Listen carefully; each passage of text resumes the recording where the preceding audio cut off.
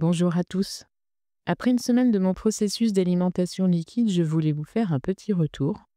Donc pour rappel, suite à une guidance faite à une consultante, où les guides l'informaient que ces variations corporelles qu'elle connaissait depuis 4 ans, que ces variations étaient dues à un problème d'équilibre entre son ancrage et sa spiritualité, j'avais eu une révélation suite à cette guidance et j'avais décidé d'entamer un processus alimentaire.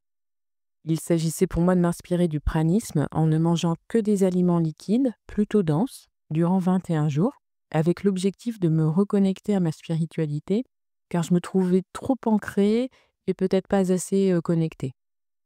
Ça fait 7 jours maintenant que je m'alimente de cette façon, et je voulais vous donner les points positifs et négatifs de ce processus au bout de 7 jours.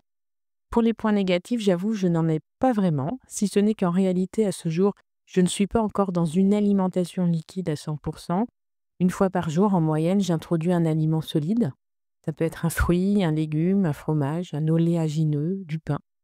Soit parce que j'en ressens le besoin, soit parce que socialement, je suis amenée à manger du solide. L'objectif, en fait, c'est pas de me couper socialement, bien au contraire, puisque je cherche un équilibre entre ma vie terrestre et ma vie spirituelle.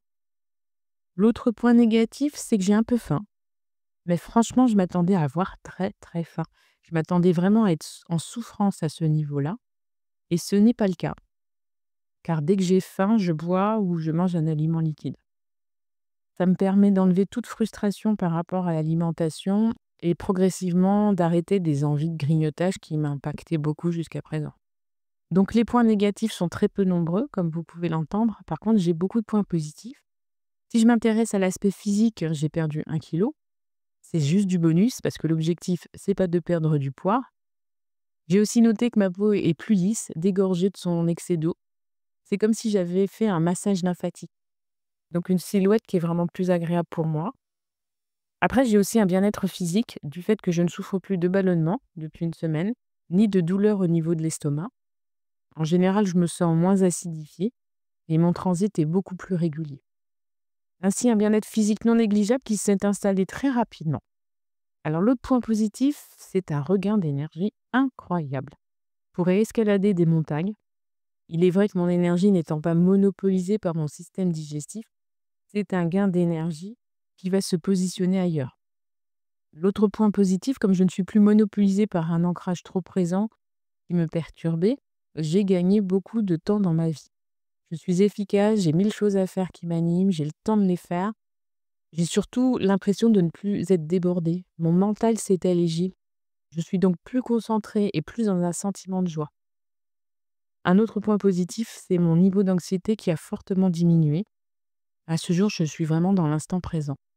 C'est comme si j'étais dans un état méditatif 24 heures sur 24, sans pour autant être coupée du monde qui m'entoure. Je me sens moins envahie par des pensées parasites, je suis plus disponible dans ma tête pour faire d'autres choses. Depuis que j'ai entamé ce processus alimentaire, j'ai un regain de créativité plus. J'ai d'ailleurs eu envie, il y a quelques jours, après avoir commencé ce processus, de préparer une formation sur le thématique ancrage, spiritualité et poids corporel. J'ai eu l'impression de développer un clair savoir. Aussi, je vous annonce qu'à partir de septembre 2025, je bénéficierai d'un espace pour vous accueillir en petits groupes pour faire des ateliers d'une journée. J'ai vraiment envie de créer cet atelier pour vous, pour la rentrée.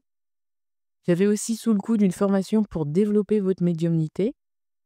Donc à partir de septembre, j'aurai des choses à proposer qui me tiennent vraiment à cœur. J'ai hâte de vous accompagner dans ces thématiques médiumnité, spiritualité, ancrage, poids corporel. Donc ce sera des petits groupes de 7-8 personnes pour des ateliers d'une thématique d'une journée, sans doute un samedi ou un dimanche. Donc je vous tiens au courant très vite. Pour revenir à mon processus pranique, je vous disais que j'ai développé un nouveau élan de créativité qui se manifeste aussi par des créations digitales, par l'envie de créer des pendules, des bijoux. Donc je vais sans doute repasser chez mon fournisseur de pierres prochainement. Et peut-être que je proposerai aussi des créneaux pour que vous veniez voir mes créations, que vous puissiez en acheter si vous le souhaitez. En ce qui concerne mon équilibre spirituel, il est vrai qu'à ce jour, je ne me sens pas dans une reconnexion très forte avec mes guides. Pour l'instant, je reste très connectée parce que je suis médium, donc c'est vrai que c'est pas quelque chose qui m'entrave. Mais je ne saurais comment vous dire. J'ai un ressenti que cette connexion, elle pourrait évoluer différemment, prendre d'autres formes. Et donc c'est pour ça que ce processus pranique, je pense, peut être intéressant. Ça peut être une forme plus énergétique ou activer d'autres sens que j'exploite moins, actuellement dans ma médiumnité.